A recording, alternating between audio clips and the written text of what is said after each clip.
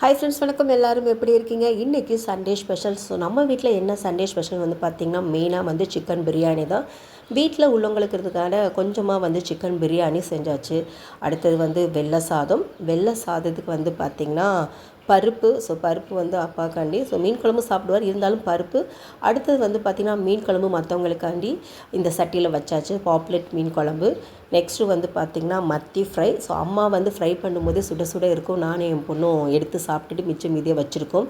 Next பார்த்திங்கன்னா நம்மளுக்கு ஸ்பெஷலான மண் சட்டி குழம்பு தான். ஸோ மண் சட்டியில் பாப்புலேட் மீன் போட்டு நம்மளுக்கு ஒரு ஸ்பெஷலான மீன் குழம்பு.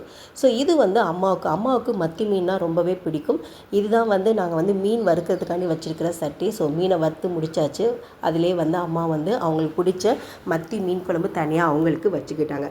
ஸோ இதுதான் இன்றைக்கி எங்கள் வீட்டில் சண்டே ஸ்பெஷலான ஐட்டம்ஸ். எப்படி இருக்குது ஃப்ரெண்ட்ஸ்? வாங்க சாப்பிட்லாம். தேங்க்யூ.